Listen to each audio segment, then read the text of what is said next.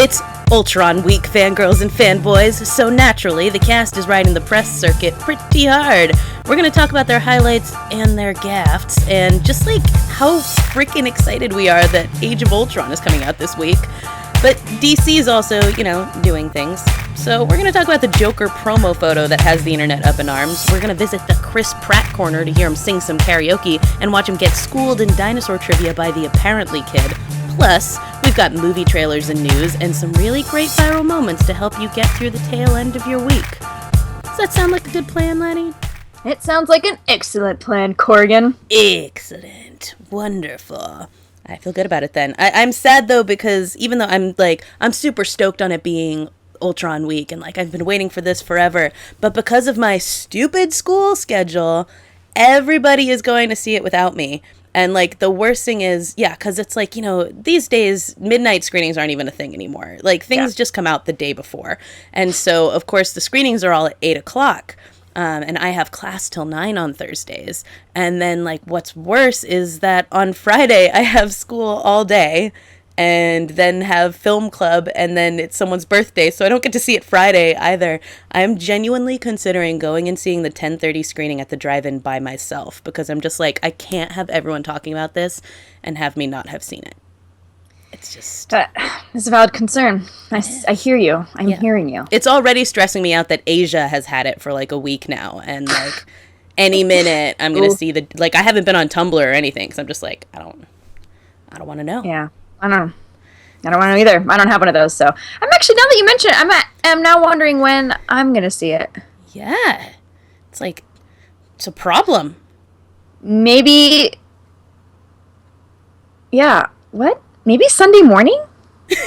Well, so Sunday, you guys. But maybe before that. What time is that happening? We're going to maybe the Renaissance we go to the movie, Fair. and then we go to the Renaissance. We go to the Ren Fair. We're gonna span the ages here. We're going to the Renaissance Fair on Sunday. Kristen and me and our dear friend Brienne, whom you may have heard us refer to before as the No Pants Clan. We're gonna have our first adventure here. I think Laddie and I probably have a little more trepidation about this whole thing than Brienne does, but we were promised giant turkey legs potentially wrapped in bacon. So that's totally worth it, obviously. I'm and the people watching. I think the people watching in combination with the turkey leg will be enough. Yeah. Here's my one worry though, Kristen, is going to things like this, there's always that chance that people will want to accost you. The person who's not in costume, or the person who seems like they're just there for people watching, or isn't festive enough. They want to get all up in your business and force you to have fun. Yeah, you know what? You can't force me to do that. So nice, good. Let's see what you try, Renaissance Fair. Well, and there's the other issue is that you can't be forced. I can kind of be coerced, and that's a problem. So you'll stand there and I'll get stuck, as they say. It's what? So that dog just won't hunt. As they say. And by they, I mean me. Yeah. And 85-year-old men. Yes. And anyone who has seen Band of Brothers should be using it as a regular thing, because it's valid. A good phrase. I had a whole conversation this week. I was on the grand return of the Cameron Lewis show. So everybody go check it out. Lewis. He doesn't say that in his show. If you want to use it, if you want that for the intro, there you go. That's that is open to you now. Cameron Lewis show, CameronLewis.com. But we had a whole conversation about those weird phrases that you use, but especially the ones that you don't actually know what they mean. So, or that you vaguely know what they mean, but if someone asked you to define it, you'd be like, what? I don't. So swan song, or if you will, or I'd buy that for $1. Things like that. Yeah. I use those regularly. Or shoot, Luke, the barn's full of pigeons. Yeah, like that. I mean, I am constantly saying that, and it's I could say it. I'd have trouble defining it for you. Obviously. Yes, there's that. We should get down looking up a dark horse's ass. Kristen, your mouth. What are we going to do about that? It's Wednesday, y'all. Yeah, it is. So, the Avengers. Avengers is happening, and still making those rounds. Mm-hmm. Excited to see the movie. Excited to see everything that they're doing. One of the best ones this week, I would say, is Jeremy Renner on Jimmy Kimmel. Who's just wonderful. I love Can him. I just throw that out there? I've always loved him. He makes me happy at this very, very core, visceral level of my being. He just has this, like, quietness about him. Yeah. I don't know what it is. But it's like a strength, like a quiet strength. Right. And he's always sitting there like, he's the guy who just laughs at things, but... He's like the Dave Bautista of the Avengers Exactly. crew. Which is what makes this little ditty that he did so good. Because this was like, did you see when he hosted SNL? Maybe. I don't remember. Last year? They did a Hawkeye skit, didn't they? Did they do a Hawkeye skit? I don't know, maybe. See it.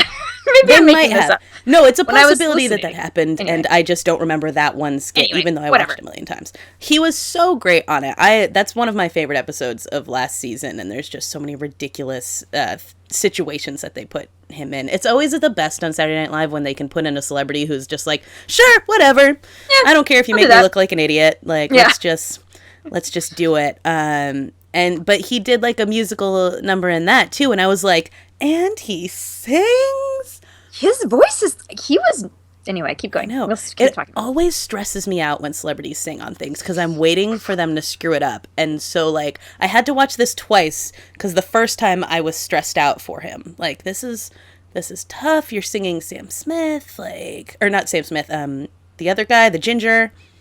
I don't know. The British singers of that nature are all interchangeable to me. Oh my gosh, what is his name? Ed Sheeran. Yeah, I was That's like, I don't know. That That song, by the way, I changed it.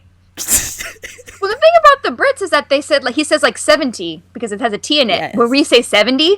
So every time I kept hearing it, I kept hearing him say, "I'm going to love you till I'm 17," and I'm like, well, that's not. First of all, you're older than that, aren't you? And second, that's not very long. So maybe it's like it's super romantic because he's going to die and then live like part of another life. Maybe. I don't know. But he's like, but not the whole next life, just till 17. No, I always change that song when it starts because I don't like that kind of music. But the thing is, I usually get far enough in the song that I still think it's that old like Jason Mraz song that sounds exactly like it. And I can't think of what it is. But as a result, I like when he sang this, I was like, if I had listened to more than 30 seconds of this is not Jason Mraz. Regardless, Jeremy Renner on Kimmel sings, Fallon sings why Hawkeye is great. And I thought that it was actually going to be like legit things about like why Hawkeye is awesome, but it's like that he can bowl collection of scarves and like things he's good at and things he likes, and his face is just, he's so like, he's pleading with you like, please love me. I'm a useful character too, and he has so much more to him than archery, as he says, which is like, and his bow and arrow's like sitting on the piano. It's like so good. I love it's it. Wonderful. It was fantastic, and so you guys, you just have to watch it because, this is what these press tours are all about. Is the moments like this that you just get a celebrity just being adorable and showing that side of them that makes them precious. Well, and that was great too because, and then we'll actually probably get to the other half of this, but Chris Evans was on Fallon a week before, and he's telling this story, and he brought this little video, and he'd been, apparently after he finished Avengers, he kind of took some time off and went home and was spending time with his family, and he's apparently got this nephew who says, like, has this catchphrase kind of that's like, I don't like it, and he says it about everything, like whatever he doesn't like, I don't like it, but he can't say like, he says like, so I don't like it, and so they had this little montage of him being like, I don't like it, and then they had this video of Chris Evans with one of them, he's doing I think it actually was Jeremy Renner. They were doing the interview together, and the interview person wanted them to do something like, if your, superhero was whatever, if you would be blah, blah, blah. And Jeremy Renner's like, okay. And you see Chris Evans kind of laugh. He goes, I don't like it. Like, under his breath. And you were like, oh my gosh. And it was the most amazingly cutest, adorable thing in the whole world. And then later, Chris Evans and his brother played Flip Cup versus Jimmy Fallon and his sister. And Jimmy Fallon is terrible. His sister didn't even get to play because it took him so long to flip the cup. The Evans brothers were like, boom, boom, boom, boom, boom. Of course they were. Not surprising. Those are good Boston guys. They know what they're doing. Yeah, I know. But anyway, it was the most cute. You should watch it if you get a chance, because he's telling the story, and then he's like, you have the clip. I know you do. Like, all annoyed, you know? And they show, and he's like, I don't like it. And it's like, oh my God. That's adorable. Yeah, anyway, that was my other favorite one from this week. Yeah. And see these... and Evan's beard is in full effect, so he is just... Evan's beard. Oh, such crushing it. A magical fantasy land. I love it. So magical. The thing is that these nice moments coming out are kind of a nice reprieve from the controversy of earlier in the week, or last week, I should say, when Evans and Renner got themselves in a little bit of trouble because they referred to Black Widow as a slut/whore in an interview. Oh, you know... Not their best moment. Not their best moment. I'm not gonna like say this is a thing that was like cool or whatever like that. I do think it's not as big a deal as it's blown out to be, and here's why.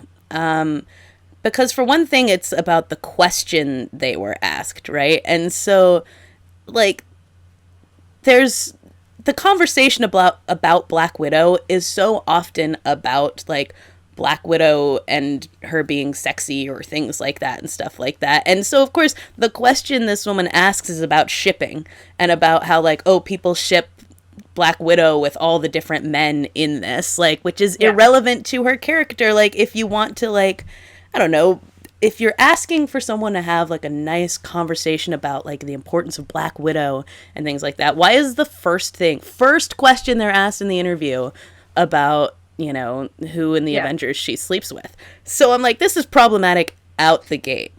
And then, you know, Jeremy Renner just replies, like, she's a slut, you know, and Chris starts laughing and everything. But it's good, like, the joke that they're trying to make that falls terribly short, and they shouldn't have done it. It was a bad idea. But the joke they're trying to make is about them being bitter about not being the ones who end up with her. You know, like, they're, you know, well, she's got a plastic leg anyway, you know, like, trying to, like, blow it off, like, I didn't want her in the first place, you know, because they're, like, butthurt about losing out on her, which is, again, problematic. It was not the time and place. I can imagine them having this, like, conversation with Scarlett Johansson and, like, you know, behind the scenes, and it just being, like, funny, and them razzing each other and all that kind of stuff. Yeah. But in promotion for a movie that, like, is, you know, for one, targeted a lot at young people, and for two, is in a genre that has so much trouble with women, not maybe the best way to go about it, you know? Yeah, I would agree. It's just, you know, I think something like this it's disappointing to have come from them, but it's not something that's like a deal breaker in their character. Yeah, and I don't now hate Jeremy Renner and Chris Evans either. Exactly. But I had the same reaction. I was like, come on, guys. Yeah, like, come on. Come on. You know better than this, you guys. You do. Chris Evans, really? You have two sisters, for crying out loud. Yeah, this is not how we talk about ladies.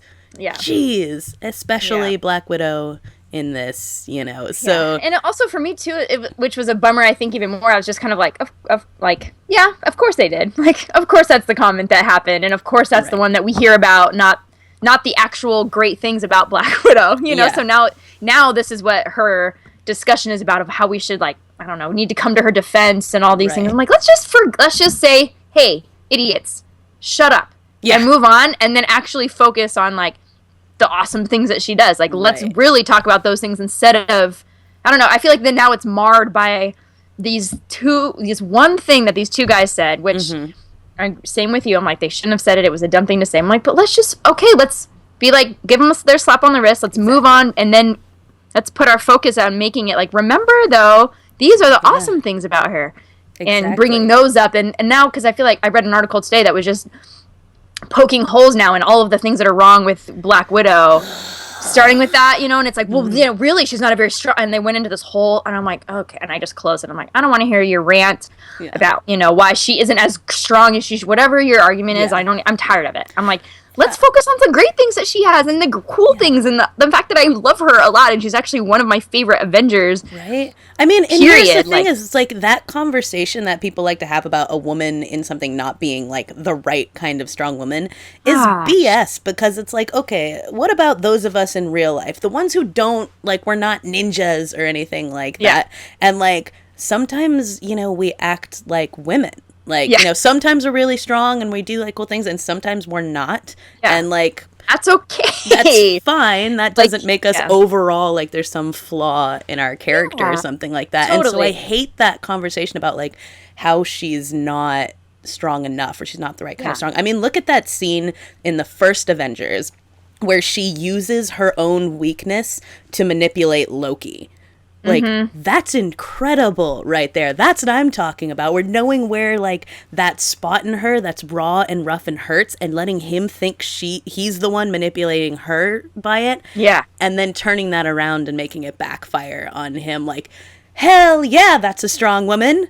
Like, what are you talking about? And it's like, I know, and I just feel like I'm sick and tired of people imposing on me how a strong woman should be. And when it doesn't fit their little tiny square of like, this is how strong women should be, and I'm like, no, it's not. Like, first of all, strong women come in all shapes and sizes, and sometimes their strength can, you know, is in their weaknesses. Sometimes, like, you know, or it seems that they are weak about something when really it's like, no, they've overcome something, or they're working through something, or it just comes. It's the same thing with men. Like, this is what we do the same things. Like, this is what real men should be. I'm like, no, it's not. Like, there are tons of things that men can mean. There's tons of things that don't box either of us into whatever you think we should do. And this, you remember last week, I don't think we talked about it on the show, but we ranted about this personally, where we saw, you know, a comment on the celebrity gossip academic style thing about Daredevil, and Daredevil, like, you know, and it was like, this whole thing was like very dismissive of Daredevil and all this kind of stuff, and that like then one commenter had said something that then everybody started liking and jumping in on about like, oh, the women in it are not strong characters and they all end up with boyfriends. And I was like, okay, for one thing, like, do boyfriends not make you strong? Again, like, do you have to be single? Is that the rule? Like, I'm confused about what the parameters are of what I'm allowed to do. And also, they didn't watch it long enough, because only one of them ended up with... I know, right? I'm like, for one thing, that's categorically false about the show, and you didn't watch it, so stop making stupid comments before you watch the thing you're talking about. But, like, for two, it's like, why are we precluding the real female experience from being a strong experience? That is infuriating to me. Like... does my relationship to a man make me not enough of a strong woman anymore? Like, I don't... Because I care about someone? Yeah, like, how dare you? How dare you not care about anybody but yourself? I hope I'm not that kind of woman. I don't want to be selfish. I want to love someone. Like, there's nothing wrong with that. There's nothing wrong with that. And that's like, I mean, the other end of that, like, is, okay, if the women aren't strong because they end up with boyfriends or whatever, the guys all have women they're interested in too. How come nobody's like, clearly Kingpin is not a strong man because have you seen Vanessa?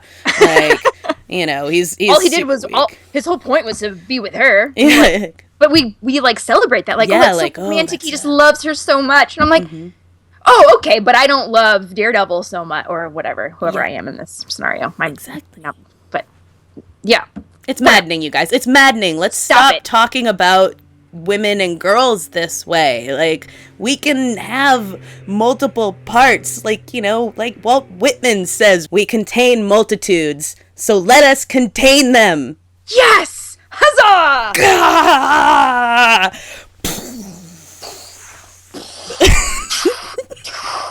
Dun, dun, dun, dun, dun, dun. I don't know. Now I'm just making sound effects. I don't know what's going on.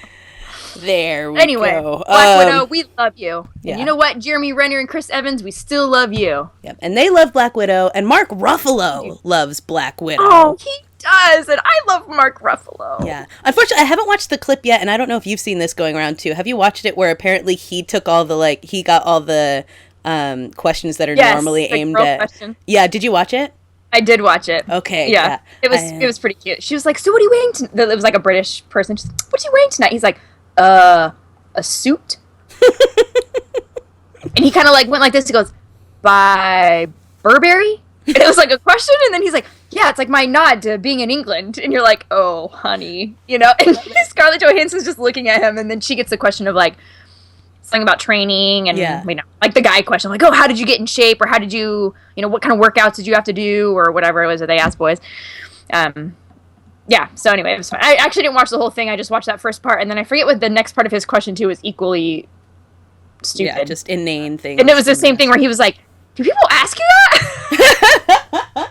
I love it. Was pretty. It was pretty cute. Kicked over my bottle there. Okay. Yeah, I think that's great. So, you know, that's something to check out. But he also tweeted yesterday, basically because everyone's been talking about the fact that Marvel, again, this is not the first time. This happened the first time they put out an Avengers movie too. They put out all these lines of toys, and they don't make Black Widow in the lines. Well, they don't make a lot or something, right? What's they that? said. I thought they said they just didn't have as many Black Widow toys. I think it depends on the line of toys. So it's, you know, some of them have them, and then some of them don't have a Black Widow toy in the line at all. And it's like, I don't understand why. I mean, I understand why. They probably think they're not going to sell, and, you know, so... You know, like, we know why. Yeah. People may complain about it, and then they complain, but then they don't go buy the toy, and so they're like, we just don't have... We'll deal with your backlash. We don't want to manufacture a whole bunch of toys nobody buys. I mean, I have a hard time believing that they won't sell them, period, though. You know, like, I just think there's enough demand that people are going to want to be... People like full sets of stuff, you know? And so... Mark Ruffalo got on the Twitter box where he often tweets his delightful thoughts on things that are usually wonderful. And he was basically like, hey, Marvel, put out, you know, some Black Widow toys for my daughters and nieces, which was great. And then he retweeted other people who said things, you know, clarifying also, like, and not just for daughters and nieces, like, everybody might want these Black Widow toys, like, just put them out. And so it was kind of like, I don't feel like it's supposed to be any form of, like, damage control for what the other guys said, because he's calling out Marvel on this. It's just genuinely, he's like, why is this a thing? Yeah. You know, why give the people what they want. Yeah. Gosh darn it. The little girls should be able to play with their little Black Widow toys, and, you know, and if they want her to fall in love with Hawkeye or whoever the case may be, they can do that. Anybody. They can do whatever they want. And that doesn't make it not a weak action figure, okay? Or they can do what my neighbor and I did with all of our dolls and toys as children's and hang them in the creek and see how long it takes for them to separate from various body parts.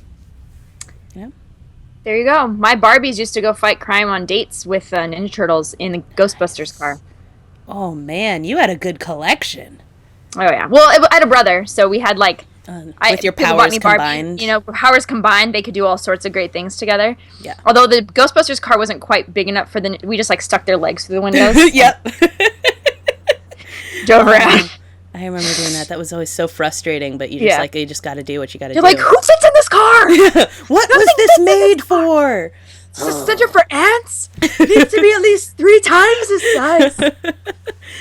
I never had a Ghostbusters car, but I would have liked it. My brother had a proton pack that I thought was the coolest. So did my brother. And you, like, tossed it out and it...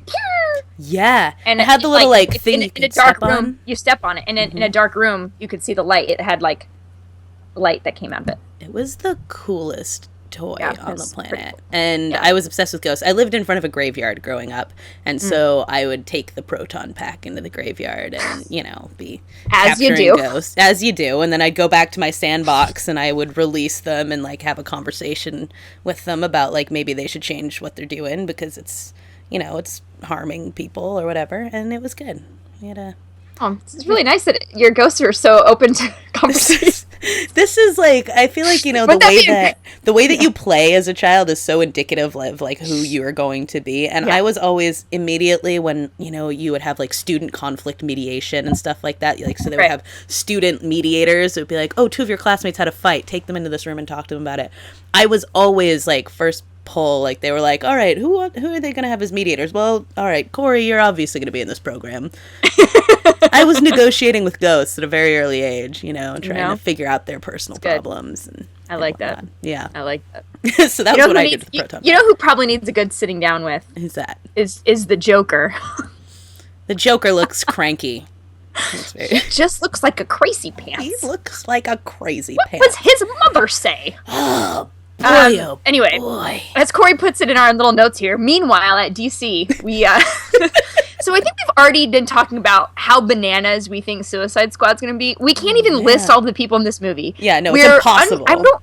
We're unsure as to how everyone's going to have enough time to speak. There's so many. They added someone else today. I don't even know who it was. This movie is going to be like 9 hours long. It's going to be like, what's that Civil War movie that's like ages? The Civil War? Gods and Generals? No, that's not right. Oh. Is that what it's called? Well, that's a book. Well, no, yeah, Gods and Generals. Gods and Generals, yeah. Well, that is one. Yeah, and it's like a million hours long. Yeah, it's like The Longest Day. Remember that one? Oh, gosh, The Longest Day. That is like... I actually looked recently. That movie is like 400 minutes or something like that. Like, it's like watching all 3 Lord of the Rings extended editions back to back. It's exactly like that. Anyway. So Suicide Squad. Picture of the Joker. And people are like losing their ish over him because he looks ridiculous. Because he's got tattoos and his teeth are all knocked out. And the tattoos are super on the nose. They say like, ha, ha, ha, ha, ha, or like a big smile, or like, I don't know. They're just like... There was something else on it that was... it says damaged on his forehead. I was like, is he like a 16-year-old emo kid from 2000? Like, does he listen to Dashboard? Does he have a big Sunny Day real estate collection? He listens to a lot of Jeremy Enoch and just like drives and feels sad and cries. And then it turns to laughter. Yeah. And deviant laughter. Yeah, exactly. He's driving down the road one night, listening to Juliana Theory, watching the waves and feeling small, and his sobs turn to laughter, and he finds his calling in life. Oh, yeah. So it goes.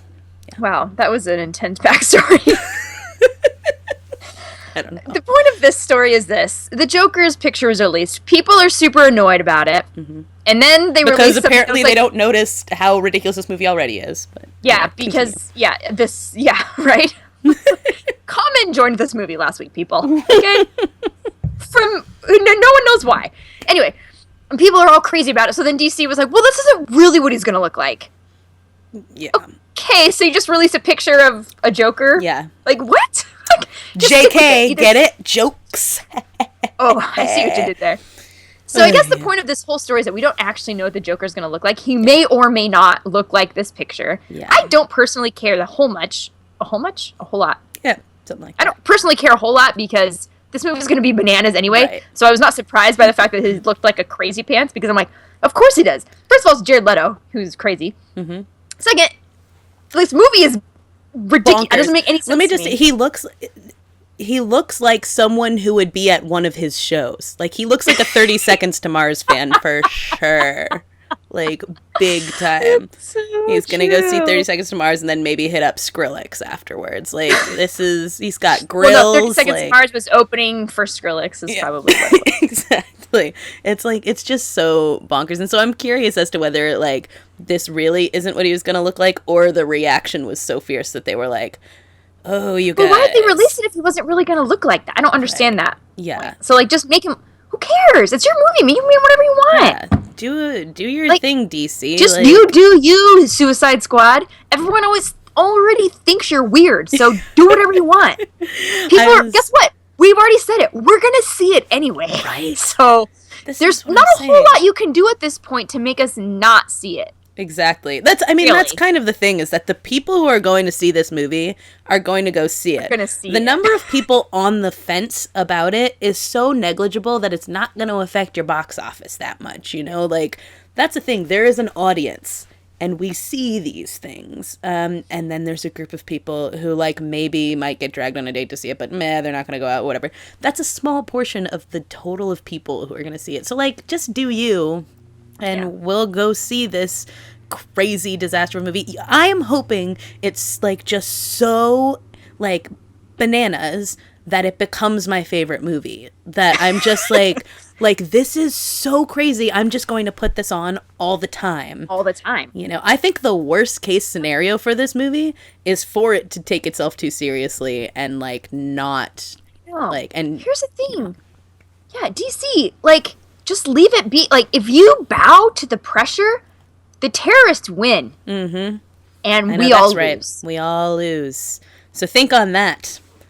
If you change the Joker, the terrorists win. The terrorists win.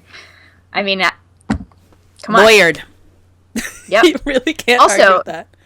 I think maybe a tie for our favorite terrible movie will be between Suicide Squad and Disney's Descendants, which looks so bad. So bad. I can't not wait. Like, I can't wait. Right. The trailer was released. We've discussed this, I think, a while back. Yeah, like a long time ago when Disney they first announced it. When they first announced it, where Disney is coming out with this. The premise of this movie is that all of the villains, so Jafar, Ursula, Cruella de Vil, the Maleficent, and the Evil Queen, have been kind of exiled to this island where they've had families and children. And these children are now in high school, and Cinderella or Snow White or somebody's kid has decided, well, you know what? As my first kind of act of business, I'm going to allow these 5 children to come to school with us at our prep school here on the Good People Island or, Enchanted Forest. So already this is going to be terrible. And so then they just released a trailer for it. They did a teaser that was really, you couldn't really see a whole lot. It just looked really dumb. But now it's like, and it's so funny because first of all of the kids are basically just shortened.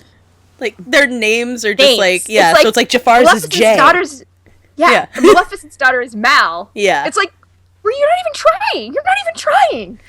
Did they worry that we couldn't keep up? Like, kids were going to watch it and not be able to remember their names if it wasn't the same? Like, right? And they dressed them to look just like their parents, but like punk rock version of it's like 30 Seconds to Mars version of their parents. This is the theme. I don't know what's going on. Is DC also making Disney's Descendants? Maybe that's what's happening. I'm noticing this pattern you guys. now. It is such a hot mess. I can't even wait. I'm so excited about it because this feels like this is the most excited I've been about a Disney Channel movie since High School Musical. This feels like something that is just going to be just the right amount of like bizarre and over the top and fun and bad. That it's just going to be a delight to sit and watch it. It's going to be so good. I cannot wait. Yeah. And it has Boo Boo Stewart, who is like just on the cusp of being too young for me to think he's hot, but he's so hot. Like, he's so hot. Do you want to hear can I just tell you guys a secret really quick about me? I'm going to tell it to you. Here we go. So I own the Twilight movies. I'm like, it's like a kind of a guilty pleasure / everyone knows that I love them. Whatever. So back when like the first or second one was being made, or second one, I guess, when Taylor Lautner was like 17 or something, but like definitely on the cusp, but he was super ripped. But like definitely on the cusp where I'm like, I feel dirty for like thinking you're so attractive. Yeah. And you always have your shirt off in this movie where we were joking because like in the movies and the books they have this whole like age theory where it's like, yeah, he's like 17, but because of like being a werewolf, he's like really like 25. They try to justify it. So Boo Boo Stewart was also a werewolf in Twilight. So I feel like he's definitely too young, but at that point. He's 21 now, so he's like, Oh, he is. Yeah, he's 21. He's 21? No, that's still too young. I'm sorry, I forgot my rule. Yeah, we've discussed this, but whatever. Corey hasn't yet. We haven't yet. Come to terms with it. We haven't really solidified this. It hasn't been settled, okay? Let's just say. But I mean, he was in X-Men Days of Future Past too, and it's like you only see glimpses of him at any given time, but I'm just like, I just love him. Well, and his name's Boo Boo, which makes you feel creepier though. It's like he could be 30 and you're still like, his name's Boo Boo. Like, he's always going to be way too young for me. It's gotta change. It's like Lil Bow Wow. Eventually, he'll just be Bow Wow, and then just go by his Will Boo Boo just be Boo at that point? Yeah. Do you know and it's not creepy. He has a sibling named Fievel, too. I know. Wait, his real name is Boo Boo, or it's a nickname? Well, no, it's a nickname, but his sister's real name is Fievel. Oh, his sister's name is Fievel. I think it's his sister, yeah. Because I saw a picture. Her real name is Fievel? Like, I think it's legit Fievel. This family sounds awesome. We must be friends with them. How do we hang out with them? When I have a child, I'm going to email them and say, hey, any suggestions? What would you have named your next kid if you had one? Right. Hypothetically, Let's say you were going to have one. Because I think there's like 4 of them, and they all have interesting names, but I think Fievel is my favorite of the Stewart family. It's just Fievel. Yeah, I'm sure she spent her whole life with lots of going west jokes. But... Depending, though, because if she's young... Yeah, she's young. She may never have interacted nobody would have made those jokes, except when we met her, we'd be like, Fievel! Oh my gosh! Anybody her age would just think, oh, her parents are... Yeah, just weird. They come up with strange names. Or her parents are our age. Right? Oh, no. Right. Gross. Stop. Just stop talking. It's getting weirder and weirder by the second. You know what we should do to transition out of this uncomfortable moment? What should we do, Kristen? We should head to the Chris Pratt corner.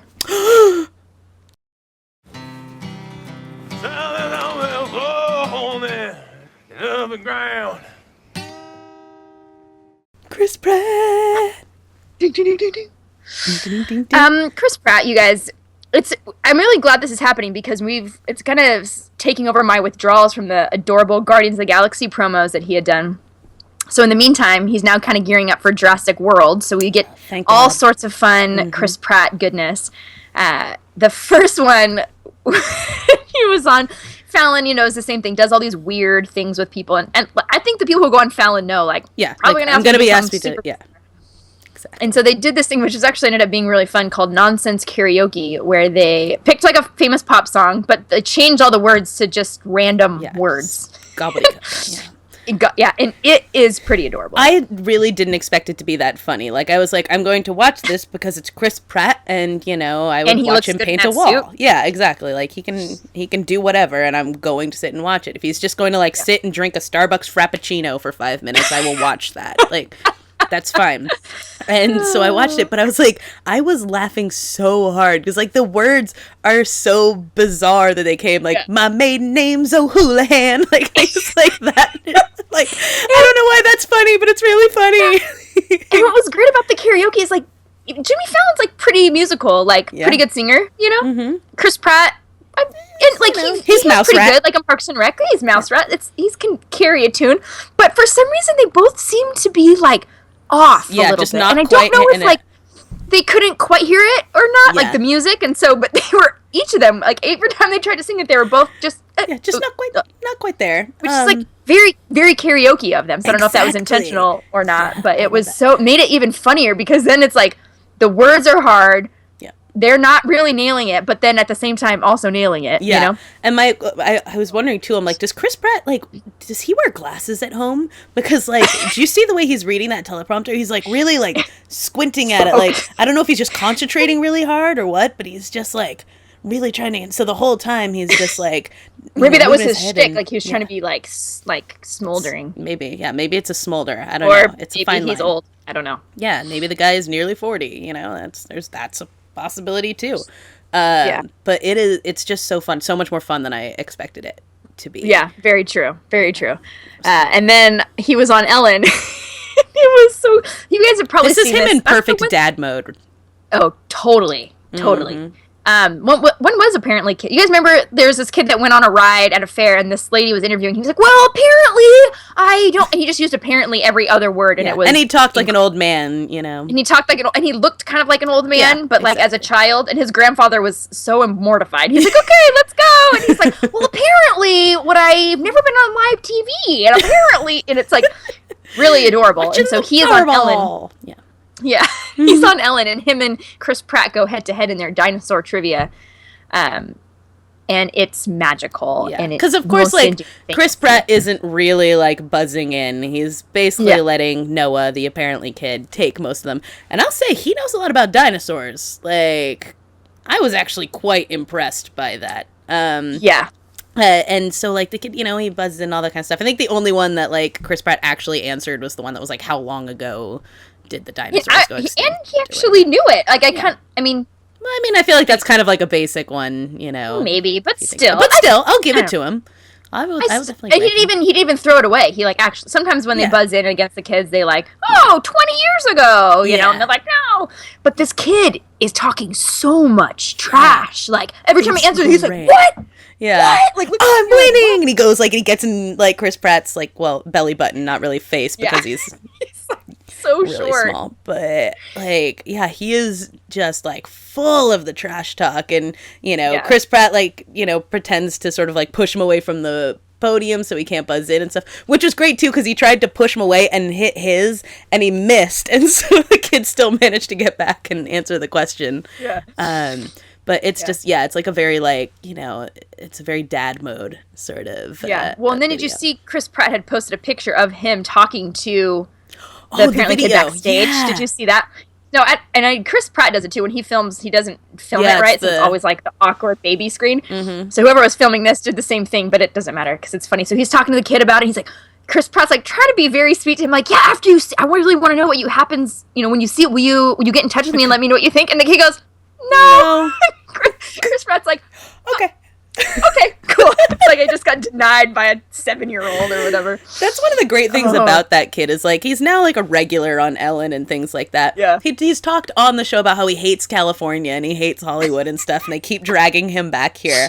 And he just has like no sense of like celebrities being super cool or anything like that. He's just like kind of used to it and like is unimpressed. So he's just like, what? I'm a kid. I do my thing. Yeah. So he's like, it just sounds like too much trouble to try to get in touch with you, and I don't really care. So no. Yeah. Not gonna do that. That's okay. And I don't really care enough, and I don't remember who you are. Probably is what it's gonna come down to. This kid's gonna be like 30 one day and be like, "What an idiot I was," or like, "Dude, how awesome was I?" Like that video is so fun. How baller was I that I was hobnobbing with all these celebrities and I didn't even care, like a boss.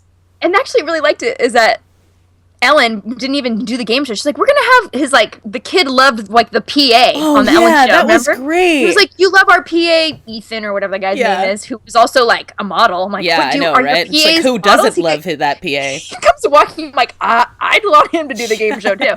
He just got fired from Abercrombie standing outside shirtless since they don't do that anymore, and they just brought him over to the Ellen show. Yeah, and it's so funny because, so clearly he'd have some kind of, him and the kid were getting along, and so she brings him out to do the questions, and the guy's like, okay, so here's your first one, like, he's not trying to be a game show host. It's just not trying to be a game show host, like, just like, okay, well, I'm doing this because this kid was nervous, apparently, even though it did not seem to be, and it was just like, that's the guy that Noah wants to be friends with, the PA who probably got him, like, drinks, know? Love it. Exactly. Oh, it's so great. So it's not just great for Chris Pratt. It's great for Noah and for everybody involved. All these things are just so much fun to watch. So, Chris, thanks for another excellent week in Chris Pratt. Appreciate you, sir. Another good corner. You're a delight. But there's some other things we should really talk about. I just want to... my thing's a little out of order here. But there's some movies that we should probably address right now. For one thing, I mean, pretty appropriate to a few weeks ago, our cast. There's some Fast and Furious news. There is, you guys. If you haven't heard, if you've been living under a rock, Fast and Furious 8 has got a release date of April 14th, 2017. So 2 years from now, we'll have a new Fast and Furious movie. Oh my goodness. I have such mixed feelings. Like, obviously I'm excited because I think it goes without saying, I love Fast and Furious. Yeah, that's pretty clear. So that goes without saying, and I know it'll be fun and it'll be great, whatever. But then the other part of me is like, this one ended so perfect. So well, yeah, exactly. Like, I don't want them to jump the shark. Mm-hmm. I guess that's kind of hard to say with what happened in this last movie, but with some of the stunts, like, I don't know how much more ridiculous they can get, I guess. Yeah. But I don't know, like, for me, it ended so well, and it was this beautiful tribute, and, being able to bring Paul Walker's family into it, and, really establishing the sense of family around the film and the people who make it, and bringing all of us along for that who've been there since the beginning, and I don't know. So for me, I'm like, okay. I mean, obviously I'm gonna go see the other one, and I'll probably be excited when it comes out. But at the same time, I'm like, oh, yeah. I mean, I think you guys did so well. It puts them in a bit of a bind because I think, before Paul Walker died, that, like, with this sort of grand scheme of how they've figured out how to, like, plot out these Fast and Furious movies and what they've done with the timeline and everything, that it looks like they were planning to have some sort of, like, next set. And I've seen it referred to as, like, the 7th movie is the start of a new trilogy, and so this was something that was supposed to carry over. That so you have like characters like we said, having Owen Shaw and having Kurt Russell's character and things like that in this that are like set up for more. And apparently Lucas Black's contract. Don't. Yeah, no, I'm not. I refuse. Yeah, that's a thing. 7, 8, and 9. Lucas Black has a contract for. Which is, that doesn't help my confidence in it. That's for sure. But so, like, I think, like, for one, the movies make bajillions of dollars, so they don't want to stop making them. And for two, I think they had sort of started, like, their plan for the next section of this ride before, losing Paul Walker. And so it's like that, like, well, what do we do with it now? They could end it, but it's super profitable. It's doing its thing, and, they have ideas for it. And the actors love being in it so much. Like, how often do you have, like, a franchise where it's like, you don't have to negotiate with anyone. They're just going to be in your next movie. And it's going to make $1 billion in the box office, literally. Yeah, that's true. And I wonder, too, if it's, like, for them, I don't know. I wonder if it has, I don't know how to word it. Something... I feel like they were basically done filming the last one, so like this, I don't know, it kind of gives them a chance to like keep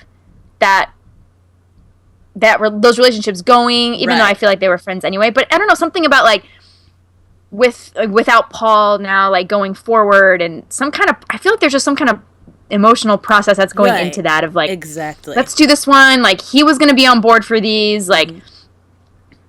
I don't know. So there's something behind there, I think, a little bit more of like, well, now this will be like the first full one that they do without him. And also it's like, well, yeah, I guess they did sort of give a reason at the end of the last one for why there would be no more Brian O'Connor. Right. It's still going to be a weird void. At the same time, like, even at the end of 5 or at the beginning of 6 when Mia has Jack, like, even at that point, Dom says to him, like, you're done. Like, you're a dad now. Like, you can't be doing this kind of stuff.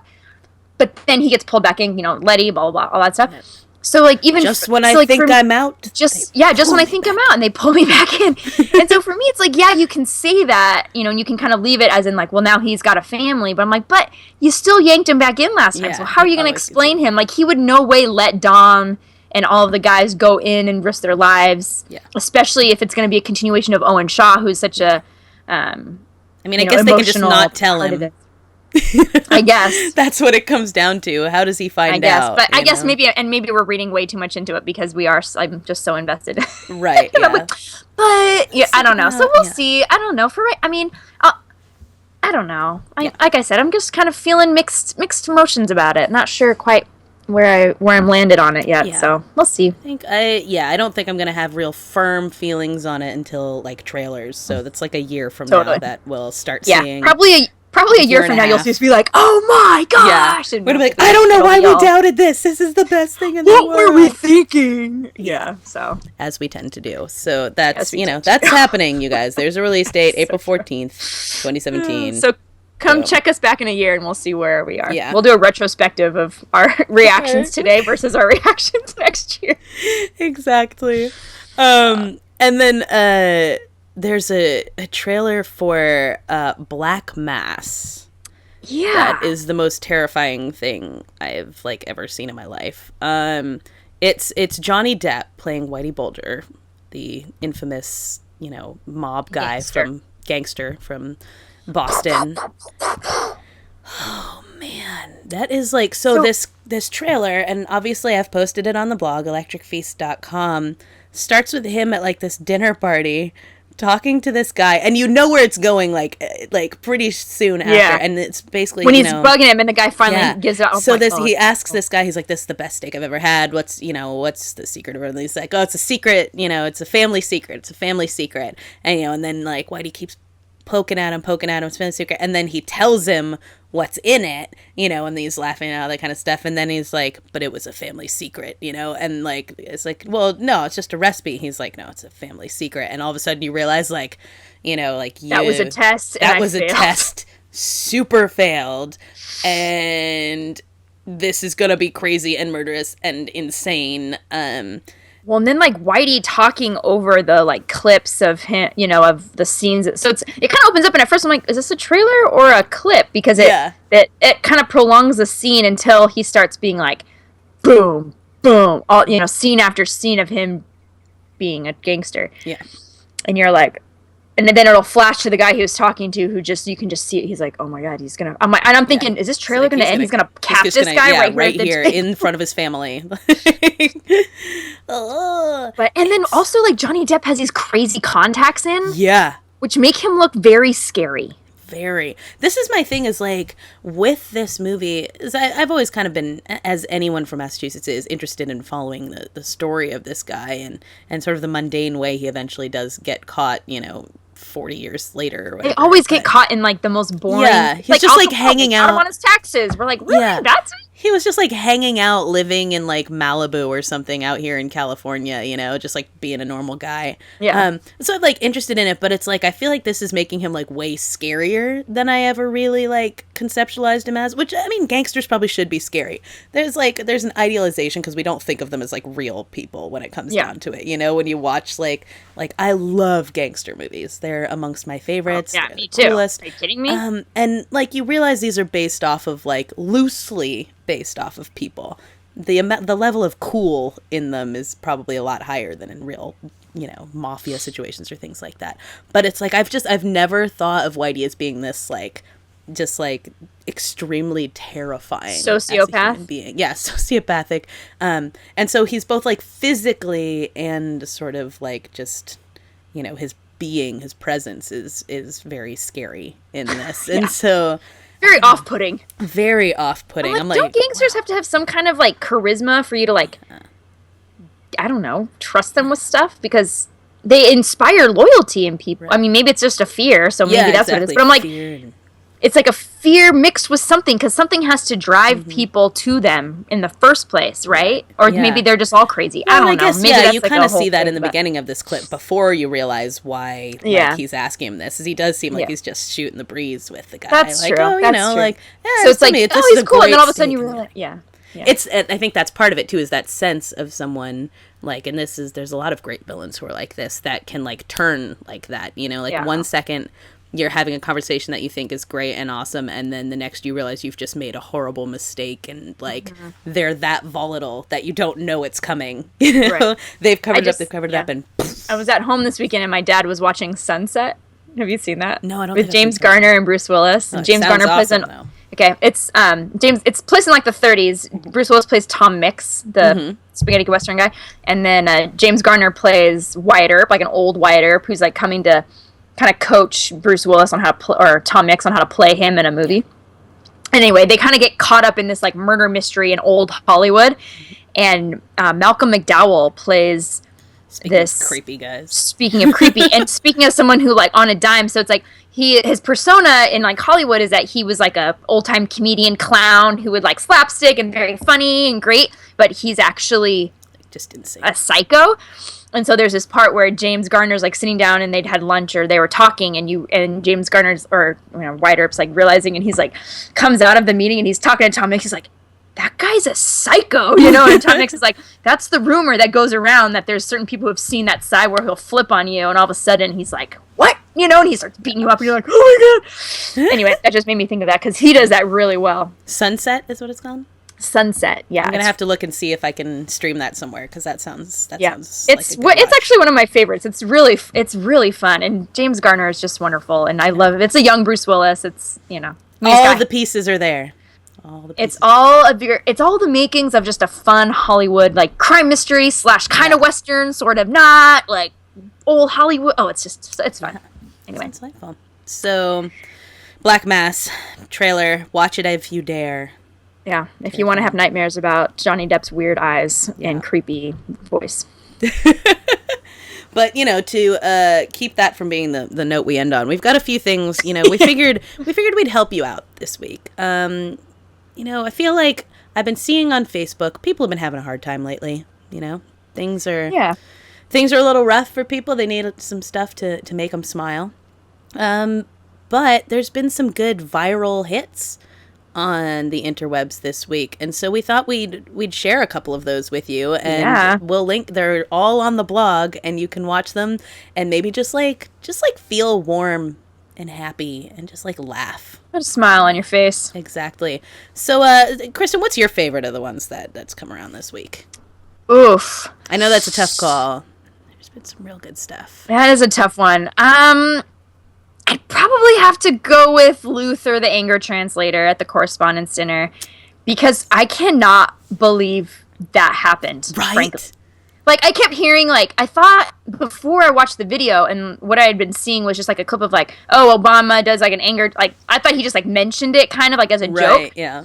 But then I watched, and then I'm like, oh, I'll watch the video. And then it's like, no, he legit brought him out. And he's, you know, got the rings, and he's, like, hitting that octave that, like, only dogs can hear. His voice gets so high, and then you're like, oh, God. Right. And he just, like, nailed it. And then, like, at the very end, he's like, whoa, like, you need counseling. Like, you don't need it, you know? And he, like, walks off and goes to Michelle. He's like, he's crazy, you know? And it's just, it was just really good, really good. Exactly. And I just enjoyed that a lot. I thought it was really funny and just on point. It was super on point. And if you get a chance to watch the whole Correspondents dinner, too, like, not the whole Correspondents dinner, but the whole Obama speech is really funny, and Cecily Strong is pretty great as well. She really goes all out on there on things that you're like, I can't believe she actually just said they that. do. So, they just don't hold back. They did not hold back. Yeah, so it's definitely worth watching. I think one of my favorites of the week, and I don't know if I put this on the list, but I'm sure you saw it as I posted it, was Harrison Ford getting a visit from David Blaine. Did you see this? Yeah. And you're trying to, what was it? On a level of on a scale of 0 between Cheech and Chong, how high is Harrison Ford? Yeah. I was like, it's hard to tell because he's kind of sounds like David Blaine, so they had the same kind of, you know, David Blaine talks like this. Yeah, it's very, and you're like, it'd be soothing if it wasn't horribly creepy. You know? Yeah, if you didn't think he was gonna all of a sudden flip on a dime and murder you through the camera, it probably would be kind of nice. Yeah, it'd be very. It's basically David Blaine doing, like, you know, one of his sleight of hand card trick type things. I was gonna say magic tricks. Remember, it's like, oh, he stayed in this water for 12 years, and you're like, that's not a trick. That's just. Anyway, yeah. Keep going. So but honestly, his tricks do, like, really, like, I have no idea how the heck they work. I'm baffled by them, but so it's like one of those tricks because he's a witch, Corey. Yeah, like he's a real sorcerer. That's the only explanation for this. The only explanation. I've come to terms with it. And clearly Harrison Ford has the same reaction, because it's like, essentially, you know, he has Harrison Ford, you know, pick a card, as these things tend to start, and then he's like, all right, think about your card. Your card's not in there, right? And like Harrison Ford is like not really saying anything. He's just kind of like looking at the deck and then like looking, like eyeing David Blaine, like okay, yeah. And then so like steal my watch? It's like, and David Blaine keeps asking, like, it's not in there, right? It's not in there. And like Harrison Ford isn't saying anything. He's just like looking at him. And then so he's like, okay, all right. And so then he's like, all right, your card's not in there or whatever. And then he's like, you know, pick up like a piece of fruit. You know, there's like a bowl of fruit. He's like, pick up a piece of fruit. And Harrison Ford grabs the piece of fruit, and he's like, why don't you like cut that open? And he cuts it open, and there's like a card in it. And Harrison Ford just looking back and forth between like the fruit and David Blaine. And he like, is like, there's a card, it's all rolled up, and he's like, you're gonna unroll that. And it's gonna be your card. And it like takes him a minute, like he's like just so skeptical, and he opens it up and he looks at it, and then he just looks at David Blaine and he goes, get the F out of my house. Get off my plane. It's so great, and it's like, really, you just have to watch it to like understand like how incredibly high Harrison Ford looks and how great this whole exchange is. Like, it's like David Blaine is being out weirded, you know, and he doesn't know what to do with it. It's almost like Harrison Ford is just old and like he's also a million. He was in a plane crash, you guys. Let's just get off that. Let's get that out there. I said, that's not what I meant to say. He was in a plane crash earlier this year. Yes. Okay? So, and he's old as dirt. He really is. And they probably brought David Blaine in, and he's probably like, who the hell is this guy? And then he does some kind of sorcery in his kitchen. He's just probably like, enough. Can I even eat any of this fruit? Or am I going to be possessed by some kind of demon child? I frankly am with Harrison on that. I'm siding with Han Solo No, his reaction is 110% appropriate. I'd like to see the, like, behind the scenes where he actually is just, like, forcibly removing David Blaine from his house. Like, no, seriously. And David Blaine just keeps showing up, like, in the refrigerator. And you're like, ah! Harrison, hand me that piece of fruit. He picks up the fruit. He's in the bowl. He wakes up at night. Ah, his face is right there. He's in the shower. It's just everyone. So it's pretty great to watch. So that's another one that you should definitely check out. What else?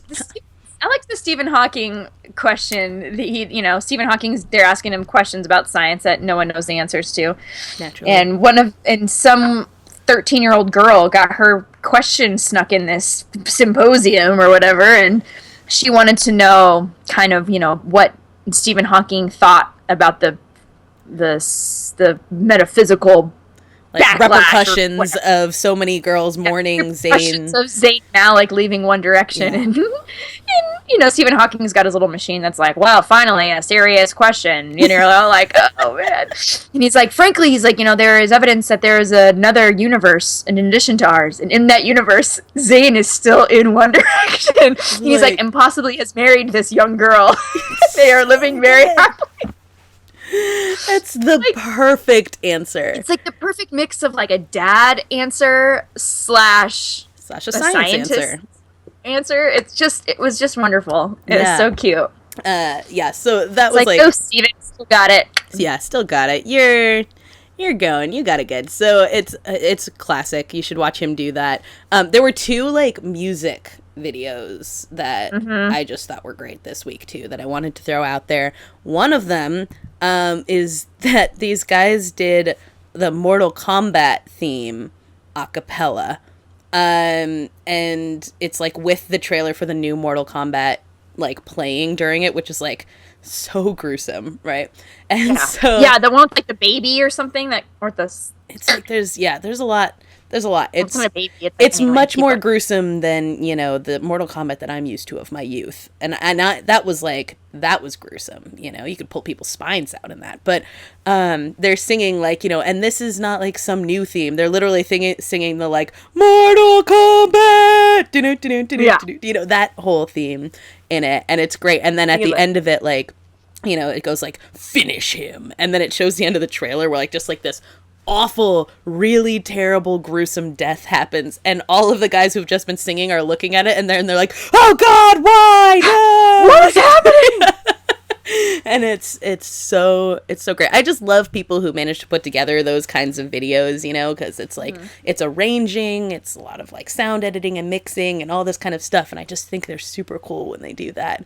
And so then the other one was that our college homie, I don't know if anyone watches American Idol, may have seen him on it like 3 years ago or something like that. His name's Matthew Darren Nuss, and he has the voice of an angel.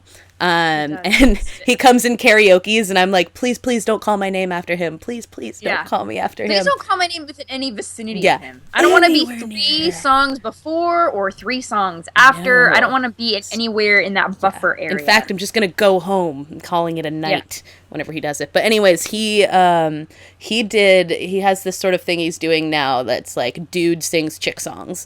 And so he takes these like, songs by female artists and like does them himself. And it's the same kind of thing where it's like, it's all his voice, but he like has different videos of doing the different parts, and then it mixes together to this awesome alliance. Beautiful. And he did You Oughta Know by Alanis. It's really good. It is. It's really good. Good. Yeah. Oh my gosh. So if you like that song, if you like these kinds of videos, if you like Matt Nuss, check it out. Like it's unreal. He did one that wasn't in the same series, obviously, but it was like a couple months ago. He did one similarly that was Daniel Bedingfield's "If You're Not the One," and he hits those notes. Like that. If there's any way that I can stay in your arms, and it's just like nobody can hit that note. Nobody can hit that, and he hits it, and you're just like, what? Yeah, he's incredible. Yeah, he's amazing. So hopefully this array of viral videos, which you can find on electricfeast.com under episode 61 of the Electric Fan Cave, will help you get through your week And, you know, I want things to look up. It's almost summertime, It's a hump day y'all. treat. It's a hump day treat. Yeah. It's almost summertime. So let's just get into Summertime.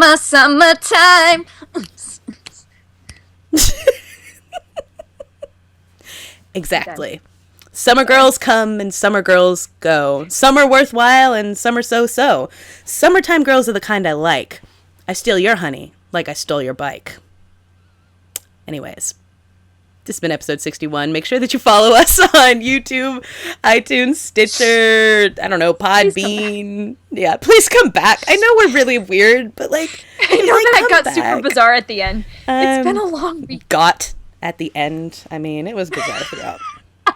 Realistically, it's always bizarre, but it's always a good time, and we're happy to have you guys. You know, follow us on all those things. Check out the blog, and talk to us. Facebook, tweet us. Twitter. The Twitter machine at Electric Fan Cave on that, and Electric Fan Cave on Facebook. And I'm at Nerds Rocket. Kristen's at Kristen_lat.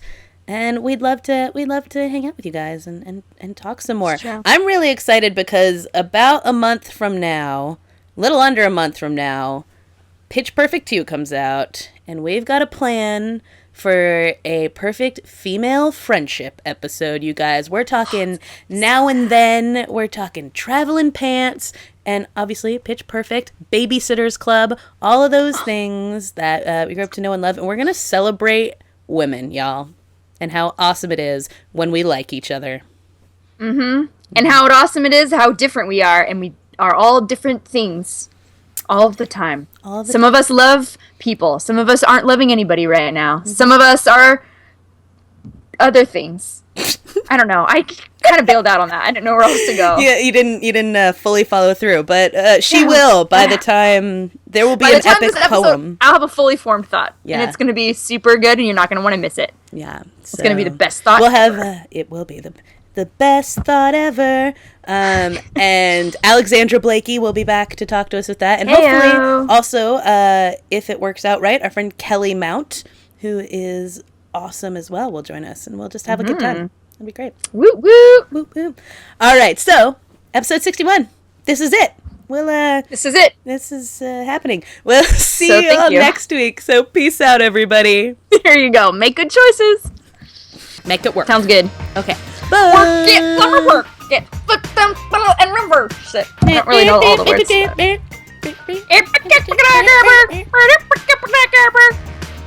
That's totally it, right? All right. All right. Bye.